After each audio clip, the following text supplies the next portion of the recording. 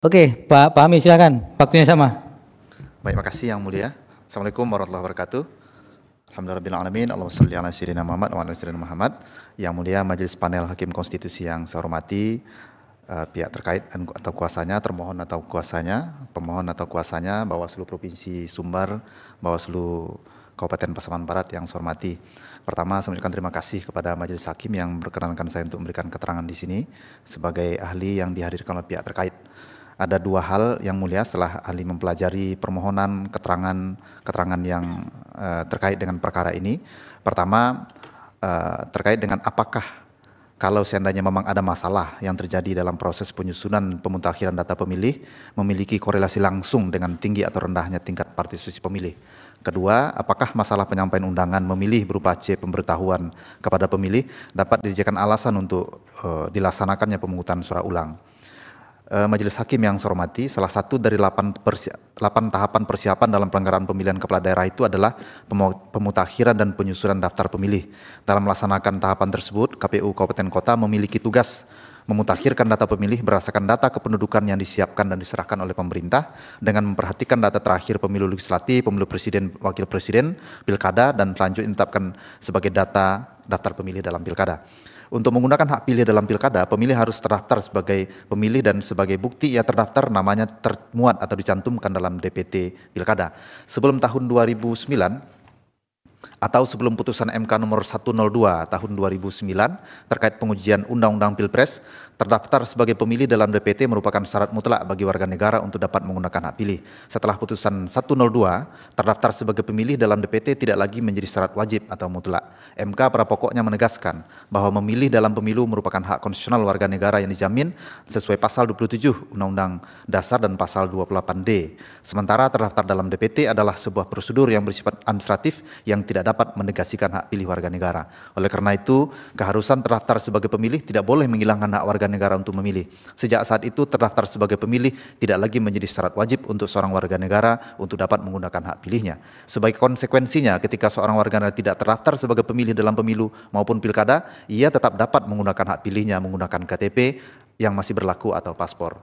Tidak hanya berhenti sampai di sana, untuk memastikan setiap warga negara yang telah memenuhi syarat secara substantif untuk memilih, MK melalui putusan 20 garing PUU strip 17 Romawi 2019 dalam pengujian Undang-Undang Nomor 7 Tahun 2017 bahkan juga membolehkan penggunaan suket perekaman KTPL khususnya bagi warga negara yang belum memiliki KTPL dan masih dalam proses pembuatan KTP elektronik.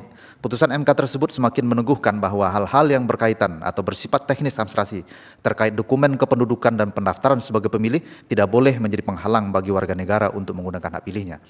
Kebijakan hukum terkait hak memilih warga negara yang sangat inklusif tersebut telah memberi keluasan amat luas yang amat luar biasa bagi setiap warga negara untuk menggunakan hak pilih dalam pemilu.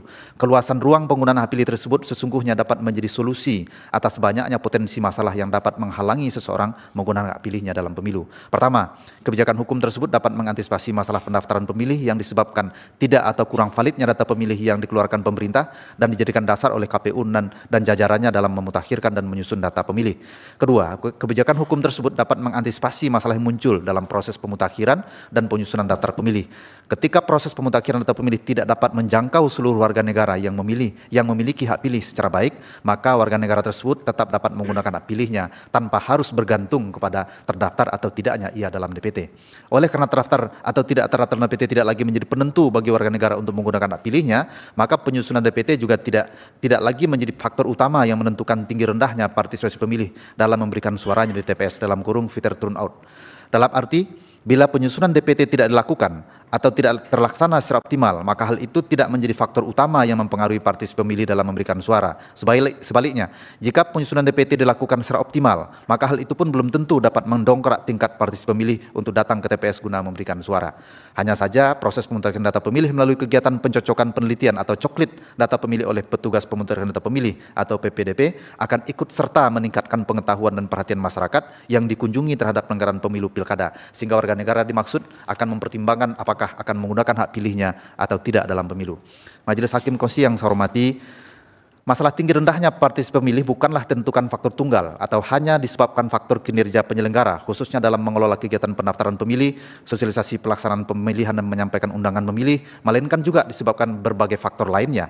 Sebagai rujukan, berdasarkan data partisipasi pemilih dalam memberikan suara, voter turnout yang dirilis KPU dan dipublikasikan Kompas edisi 22 April 2024, partisipasi pemilih untuk pemilu presiden wakil presiden itu menurun dari 81,97% pada tahun 2019 menjadi 81,78% pada pemilu tahun 2024. Hanya saja tingkat partisipasi dalam Pilpres 2024 tersebut tetap lebih tinggi dibanding partisipasi dalam Pilpres tahun 2009 dan 2015 yang masing-masingnya adalah 72,55% dan 69,58%. Jika angka partisipasi Pilpres 2024 dibandingkan dengan partisipasi dalam pemilu legislatif, maka partisipasi dalam pemilu legislatif juga lebih rendah, yaitu sebesar 81,42%.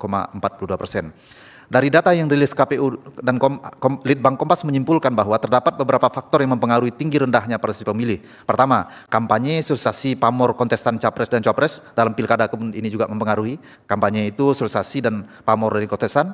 Yang kedua, apatisme pemilih yang didorong maraknya kasus korupsi pejabat pemerintah dan ketidaktegasan dalam penegakan hukum. Ketiga, sosialisasi pelanggaran pemilu oleh KPU, Bawaslu, dan DKPP untuk mendorong dan meningkatkan partisipasi pemilih dalam pemilu dan pemilihan kepala daerah. Lebih jauh, partisipasi pemilih dalam pemilu juga dapat dipahami dengan menggunakan indeks partisipasi pemilu KPU. Ini KPU juga punya indeks partisipasi pemilu, yaitu memetakan kategori nilai partisipasi pemilih menjadi 3 level. Pertama, kategori involvement atau atensi, yaitu ketertarikan terhadap isu dan proses pemilu dengan nilai 0 sampai 60%. Kedua, kategori engagement atau aksi ikut serta dalam proses pemilu dengan nilai 60 sampai 77,5%. Ketiga, kategori participatory atau komitmen penuh berpartisipasi secara aktif dalam seluruh proses pemilu dengan nilai 77,5 ke atas. Waktunya Pak Khairul Fahmi. Baik Yang Mulia, izin sedikit lagi Yang Mulia. 1 menit lagi. Dari data IPP KPU, skor agregat IPP Sumbar itu adalah 65,7 atau levelnya itu di tengah. Dan untuk pilkada serentak 2024, Sumbar itu seperti diberitakan Kompas itu 50 sampai 60%. Dan data resmi KPU Sumbar itulah tingkat partisipasi pemilih di pilkada kemarin itu adalah 57,15. Jadi memang jauh turun dari pemilu sebelumnya. Dan dari situ, dari faktor yang dinilai sebagai penyebab rendahnya partisipasi itu tidak semuanya adalah hal-hal yang berkaitan dengan ruang yang bisa diintervensi oleh penyelenggara pemilu. Sudah habis waktunya, nanti bisa dilanjutkan kalau ada pendalaman. Baik, makasih Yang Mulia. Yang lain sianggap dibacakan Yang Mulia. Makasih. Baik.